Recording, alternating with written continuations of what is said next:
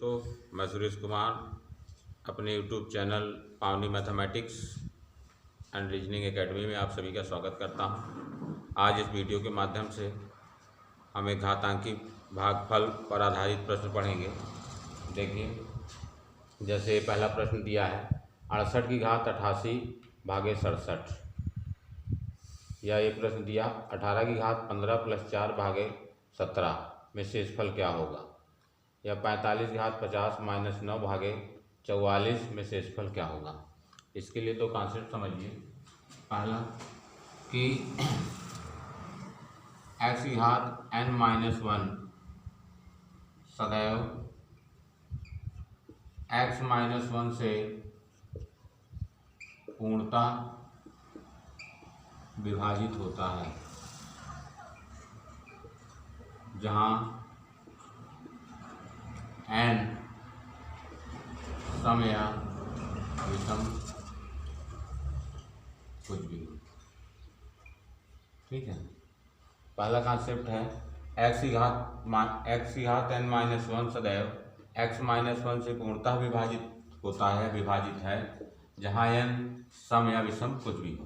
कहने का मतलब जो घात है, चाहे वो सम हो या विषम कुछ भी हो, इवन ऑड कुछ भी हो। दूसरा है x की घात n+1 सदैव x+1 से विभाजित होता है या पूर्णतः विभाजित होता है, जहाँ n एक विषम संख्या है या विषम संख्या। ठीक है, तो दूसरा वाला कॉन्सेप्ट थोड़ा ध्यान से समझिए कि x की घात n+1 सदैव x+1 से विभाजित होता है, जहाँ n एक विषम संख्या है। जो एक घात है n, इसको विषम होना जरूरी है, नहीं इसका गुणनखंड नहीं होगा। जैसे एक छोटा उदाहरण लीजिए। मान लीजिए सम ना करके विषम ना करके सम हो x की घात 2 + 1। ठीक है, तो सम वाली घातों का गुणनखंड नहीं होता है और इसमें केवल विषम होता है। जैसे आज मान लीजिए विषम है x की घात 3 + 1, इसको आप गुणनखंड करेंगे वही a³ + b³ से x+1 x² - x+1। ठीक है, तो दोनों कॉन्सेप्ट को अच्छे से समझे रहिए कि जब माइनस होगा तो n का मान चाहे सम हो या विषम हो, हमेशा x-1 से विभाजित हो जाएगी। लेकिन जब यहाँ प्लस होगा तो n को हमेशा विषम ही होगी, तब ये पूर्णतः कटेगी। ठीक, बाकी समघात के लिए प्रश्न नहीं पूछे जाते। चलिए, जैसे इसका पहला उदाहरण है कि 68 की घात 88 भागे 67। 68 की घात 88 को 67 से भाग देना है, तो क्या शेषफल होगा। आप सर्वप्रथम ये ध्यान दिया करें कि जो भाजक है जिससे भाग दिया जाता है वो भाजक कहलाता है। जो भाजक है ऊपर की संख्या में आधार से कम है या ज़्यादा, कहने का मतलब छोटी है या बड़ी। हमेशा या तो एक छोटी होगी या तो एक बड़ी। यदि ये छोटी होगी तो जान लीजिए कि इसको जाने रहिए, यदि छोटी होगी तो माइनस वाला सूत्र लगाएंगे, और यदि बड़ी होगी तो प्लस वाला सूत्र लगाएंगे। ठीक है, तो यहाँ पे छोटी है तो इसको हम क्या बना लेंगे, 68 की घात 88 भागे 68 - 1। ठीक, तो 68 में से एक घटाओगे 67 बचता है। इसको भी सूत्र रूप में लिखेंगे -1 + 1। तो अब आपको देखिए, जो पहला कॉन्सेप्ट बताया गया था कि x की घात n-1 हमेशा x-1 से पूर्णतः विभाजित होती है, तो इससे पूर्णतः विभाजित हो जाएगी, शेषफल क्या बचेगा 1, तो इसका आंसर मिलेगा 1। दूसरा उदाहरण समझिए कि जैसे दिया है 18 की घात 15 + 4 भागे 67, मतलब 18 की घात 15 + 4 को 17 से भाग दोगे तो क्या शेष बचेगा। तो हमने अभी बताया कि सबसे पहले ही भाजक को ध्यान देना है कि इससे छोटी है कि बड़ी। यदि छोटी होगी तो माइनस वाला सूत्र लगाएंगे, तो 18 की घात 15 प्लस 4 माइनस और प्लस में जो लिखते हैं इसी के बराबर में लिखते हैं 18 के, तो इसको लिखेंगे 18 माइनस 1। जब 18 माइनस 1 लिखेंगे तो आप जान लीजिए x माइनस 1 ऊपर भी रहना होगा, तो इसको लिखोगे -1 प्लस 5, ताकि इससे प्रश्न का मान बदले ना, माइनस को प्लस 5 -1 कितना होगा 4। तो 18 की घात 15 माइनस 1 18 माइनस 1 से पूर्णतः विभाजित हो जाएगी, शेषफल इसका क्या बचेगा 5। ठीक है, देखिए और एक आध उदाहरण समझिए। तीसरा उदाहरण आपको दिया है कि 45 की घात 50 माइनस 9 भागे 44, मतलब 44 से भाग देने पर क्या शेषफल होगा। देखिए यहाँ भी इससे भाग देना है, इससे छोटी संख्या है। जब छोटी संख्या होती है तो माइनस वाला सूत्र बनाते हैं, इसको लिख देंगे 45 माइनस 1। ठीक है, मान में इसके कोई परिवर्तन नहीं होता, 45 माइनस 1 माने 44 होगा।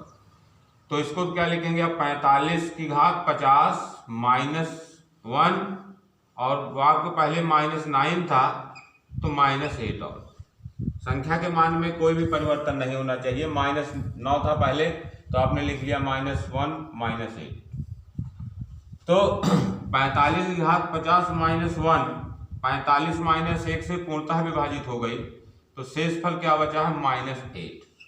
देखिए जब शेषफल आपका -8 होगा या माइनस में होंगे तो आप इसी में से घटा दीजिए, भाजक में से इसको आप घटा दीजिए।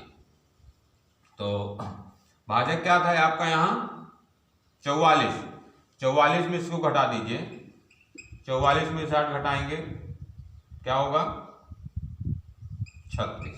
ठीक है, तो शेषफल क्या मिलेगा 36 मिलेगा। अगला उदाहरण देखिए, जैसे दिया है कि 75 की घात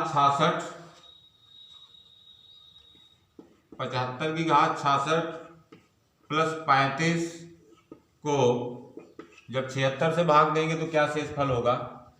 देखिए हमने पहले ही बता दिया है कि सबसे पहले तो आप इसी भाजक को देखना है कि इससे कम है कि ज़्यादा, छोटा है कि बड़ा, और ये भी सदैव या तो एक कम होगा या एक अधिक होगा।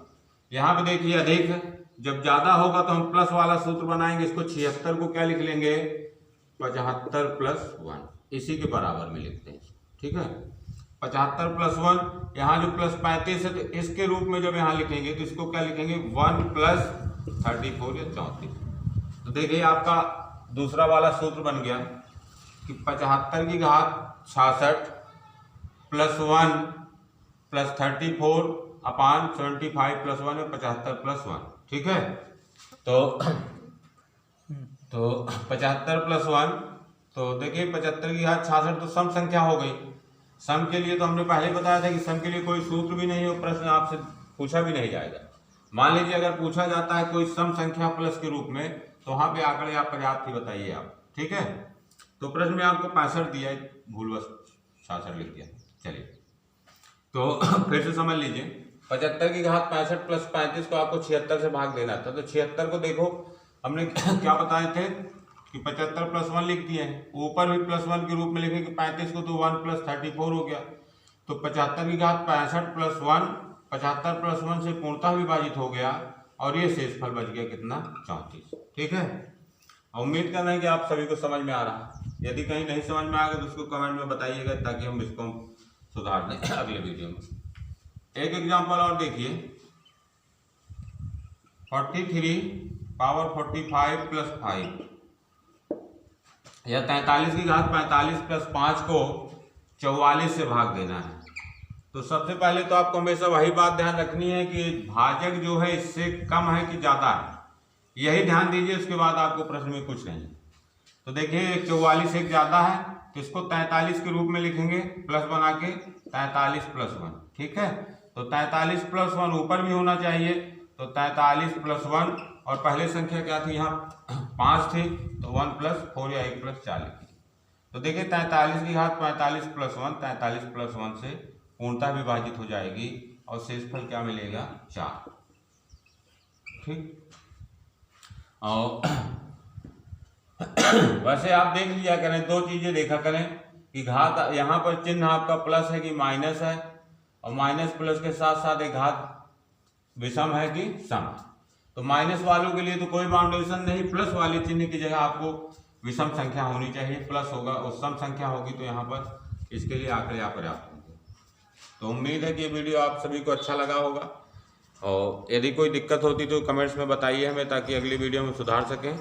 चैनल में बने रहने के लिए हमारे चैनल को सब्सक्राइब कीजिए, ताकि आपको नई नई जानकारी हम हमेशा देते रहें। नमस्कार।